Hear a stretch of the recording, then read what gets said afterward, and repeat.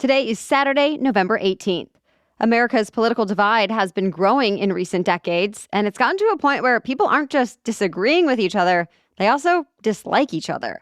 Whether it's family members who can't see eye to eye at the Thanksgiving dinner table or harsh comments on social media. Our guest today has done the research and found we all carry biases that may contribute to polarization. Dan Stone is a behavioral economics expert and associate professor at Bowdoin College. In his book, Undue Hate, he explores why Americans are so politically divided and explains the biases that keep us so fractured. Today, he'll share some of those misleading, even false assumptions and offer possible solutions from the dinner table to the White House. Welcome to the Newsworthy Special Edition Saturday, when we sit down with a different expert or celebrity every Saturday to talk about something in the news. Don't forget to tune in every Monday through Friday for our regular episodes, where we provide all the day's news in 10 minutes. I'm Erica Mandy. It's now time for today's Special Edition Saturday. Dan Stone, thank you so much for joining us here on The Newsworthy. Thank you so much for having me. Your book explores why people tend to dislike other people they disagree with. What are some of the top or main reasons you uncovered in your research? Sort of the big reasons boil down to some of the biggest general cognitive biases. So I think the very biggest one is a thing called overprecision, which is a term that refers to our bias toward thinking we have a more clear, more precise understanding of something than we really do. When we feel we've been wronged by a neighbor or a friend or someone in the other political party, or a politician has done something which seems egregious, we jump to the conclusion that this reflects on their bad character, they're a bad person, and more often than not, there's more to the story than we realize. So overprecision is this overarching bias which just gets us all the time. We always think we know more than we do. Another really big general bias is technically called motivated reasoning. So that's a technical term for sort of wishful thinking or believing what we want to be true rather than what is true. And that can contribute to hostility because we want to believe that we're right.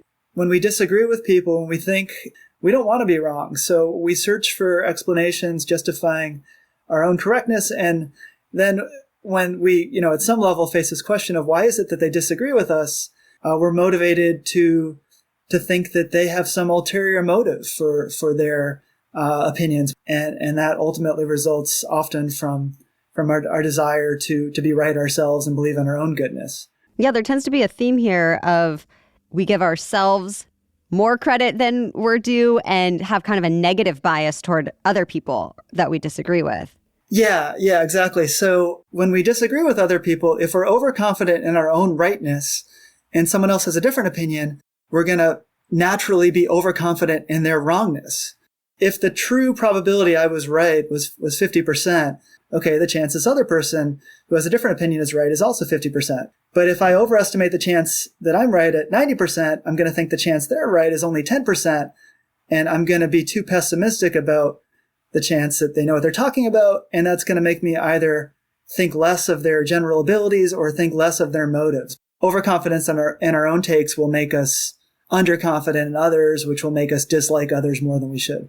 Can you give us maybe an example of one side, not really understanding the other side's actual beliefs and having kind of false beliefs? And maybe you could give us one of what Democrats tend to misunderstand about Republicans and then what Republicans tend to misunderstand about Democrats. So a big one is, although we are very polarized in a lot of ways, both Democrats and Republicans tend to overestimate how much hostility the other party feels toward them. If on a scale of 0 to 100, where 100 is the warmest feelings and 0 is the coldest feelings, our true feelings toward the other party are pretty cold. On average, they're down to something like in the 20s. But when you ask people to guess what the other side's feelings are on the scale, we tend to underestimate it and guess something like half of that, like in the teens or like 10. So when we overestimate their hostility toward us, that's a mistake that's going to make us think that there's the divide is greater than it is. And then we also tend to overestimate how polarized our opinions are on a lot of issues. Gun control, Democrats tend to think that we're more polarized on that than we are. Support for the police, There's a lot of data showing that Republicans underestimate Democratic support for the police in general. So there are a good number of issues out there where we agree, more than we realize. Yeah. So you were saying we're kind of down to 20 on the hostility toward the other side. Is that the lowest you've seen? And why do you think that it is more hostile than maybe in the past? It is pretty much the lowest that it's been since they've been measuring it this way. So this scale has been used going back a good number of decades now. And our feelings toward the other party on this scale, it's called a thermometer scale of feelings, started to decline in around 1980. So this isn't something that started in the last 10 years during the sort of Trump or social media era. It started, almost 50 years ago. So our feelings toward the out party on this scale were in the 40s, in the early 80s or late 70s, and have steadily declined since then. And it's a combination of factors. One big factor is that the parties used to be a lot more mixed up ideologically. So Republicans had some liberals and Democrats had some conservatives. And that caused members of Congress to cross party lines in their voting more often and interact across party lines more. There are changes in the media landscape, even before cable news and Fox News in the 90s. And then we had MSNBC moving to the left in the 2000s. But before that, there was talk radio in the 80s. The media has generally splintered and become more partisan and more ideological. And then after cable news, of course, we had online news and blogs, and then eventually social media, where the partisanship has just become more and more escalated. So with more channels and more platforms, people are increasingly in their own echo chambers? There is evidence of echo chambers in a lot of ways, but even when we do interact with the other side on social media, we tend to see the other side at its worst. So people behave badly on social media, and the people looking to make a name for themselves tend to not be representative of the other side. They tend to be more extreme. So it's not just belief confirming information, it's information that fires us up because it makes us think, look, we're going against a bunch of nut jobs on the other side, and so we really need to fight them as hard as we can. And the extremes on both sides will likely be the loudest and most passionate, I would imagine. Right. The loudest, the most overconfident, and those are the voices that get the most engagement on social media. There are some people that do a good job of articulating relatively nuanced and moderate and uncertain views in various ways online. But in general, it's confidence and certainty and demonization and fear that sell, of course. And I do want to ask your take on the very contentious topic of the Israel-Hamas war in Gaza. It feels very emotional, very personal, especially when you're looking online at videos people have made, comments people are making on every post about this. What's your take on why this is so contentious and so personal, I guess, for people? It just seems like it's just the quintessential example of a conflict which has spiraled and snowballed out of control over time because each side continues to demonize the other and be blind to their own sins and their own contributions to the conflict. There also seems to be an identity issue at play here. Right. And that just fires up the emotions because it's connected to religion, which is, in some ways the ultimate identity issue.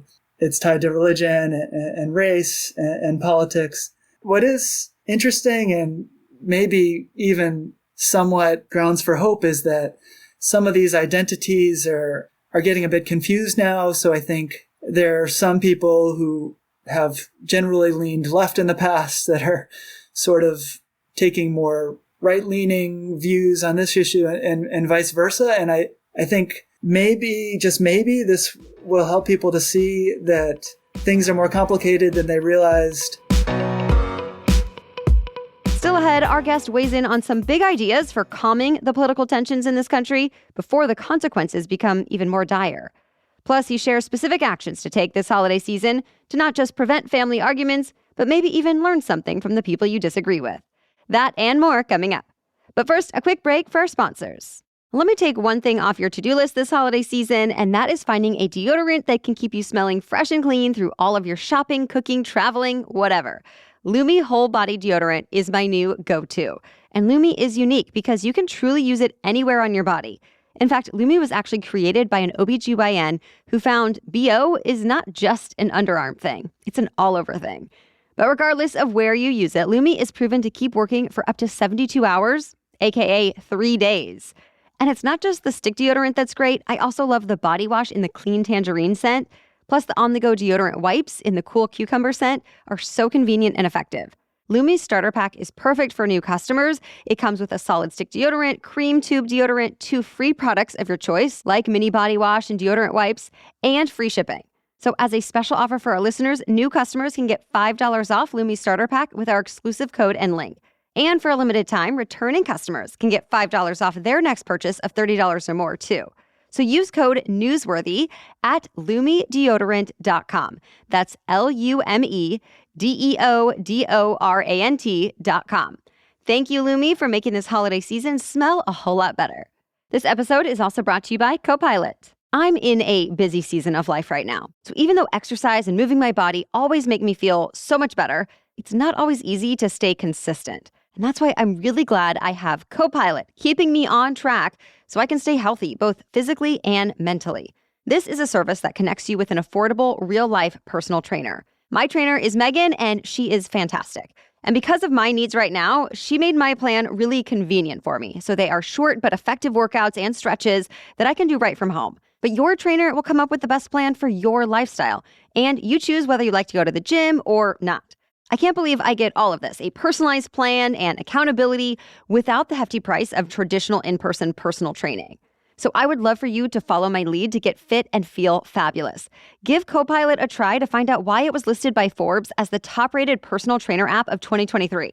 Head to go.mycopilot.com/newsworthy to get a 14-day free trial with your own personal trainer. That's go.mycopilot.com/newsworthy to get a free 14-day trial with your own personal trainer. Take a back seat and let Copilot help you reach your fitness goals. Okay, now back to our conversation. It's obviously, easy to argue and disagree with someone online, but what about when it's your own family? It seems like things can get especially tricky, and with Thanksgiving and the holidays coming up, how do you suggest people approach a conversation with a relative who doesn't share their political belief? People do get into serious fights about politics with their family. And I've heard of family members who have grown to not even speak to each other because of political disagreements. And it's really sad. And I would say, first and foremost, don't let that happen. Even if you have a family member who is just driving you nuts by spouting off opinions that you think are completely wrong, don't let it poison the relationship. And in fact, there might be a political benefit to you not doing that, because I think ultimately the way that we win people over to our side politically is by showing them that we're decent people and our opinion should be respected. If I'm on the left and I get into a fight with my rightist uncle and that makes the uncle think that I'm a bad guy, that's just going to confirm to him that people on the left are bad in general. But if I can show him I'm a decent guy, even if I don't talk politics at all, and even if I just smile and nod when he goes off about his opinions, that could plant the seed that lefties are decent and maybe open up his mind and ask questions. Don't debate them. Don't try to persuade explicitly. Play the long game and play it soft. And when they say something that doesn't quite make sense, don't attack it, because then they're just going to get defensive, but gently pry into it. Okay, so where did you hear that? And, that source, you're pretty sure that's a trustworthy source? Ask gentle questions and be curious, not judgmental. Sounds like that means we also have to have emotional control over ourselves to be able to react in that way when these issues that may feel important to us come up. I guess I shouldn't take that for granted, but yeah, don't, it's all talk at the Thanksgiving dinner table, right? It's not like any of us are actually setting policy in the Middle East or setting any sort of policy. So the stakes, in a sense, are very low. So even if someone says something totally absurd, don't let it get to you. Take a breath. Even if you find yourself getting fired up, remember, it's just a bunch of hot air, and you're going to feel better and get along with them better, and everyone's going to be better off if you don't, lose your temper. When we go from the family to society overall, what do you think can be done to calm political tension and divide across America and not just at the dinner table? There are some informed people out there who think that One of the keys to solving this problem is to have more political parties. So right now it's sort of a zero-sum game between Republicans and Democrats. And we need to come up with some way to change the system to allow there to be more parties so we don't focus all of our sort of negative energy on a single enemy. Another policy option that's gotten a lot of support is open up the primaries to more voters, to not just the most extreme voters from one side, and give moderate voters a say in nominating the candidates who run for Congress. So there's one system for this that I think makes a lot of sense. A proposal for this is a system called Final Five voting, where essentially there'd be 5 candidates from different parties, and then people get to express their preferences 1, 2, 3, 4, 5, and don't just vote for just one candidate. And that way, if there's one candidate who gets a reasonable amount of support across the board from the left and right, they can end up winning. So that's a way to reward lack of extremism. Another possibility would be for leaders at the very top, for someone like Biden or for our president to recognize at a national level that this is a serious national problem and to sort of invest some major resources in getting the country to work on it, and to do something like bring in a third-party mediator to try to mediate these disputes between Republicans and Democrats in Congress and things like that. These are sort of far-out ideas, but I think we need to consider all these things, and I think we need our social media platforms helping as well, and businesses at all levels, because if we continue to become more polarized and have more intense and even violent discord in our politics, it's not going to be good for business. It's not going to be it's not sustainable. So we need to consider all kinds of major changes. What final thought do you want to leave the individual listeners here today? It's so easy to jump to those negative conclusions and to lose a friend, to lose a neighbor, to lose a family member, or to contribute to nasty political polarization more broadly. So being kind to those we disagree with really is something we all need to consciously try to do more of, and it'll build on itself and help us to overcome these problems at all levels. Well, thank you so much to Dan Stone for sharing his research and his insights. Again, his book is called Undue Hate, a behavioral economic analysis of hostile polarization in U.S. politics and beyond. So be sure to check it out. And if you found this conversation valuable, please share this episode with a friend. Let them know why they should listen and how they can find it. Thanks as always for listening and for your support of the show. And join us again next week. Our 10-minute news roundups are available every weekday morning, so we'll be back on Monday. Until then, have a great weekend.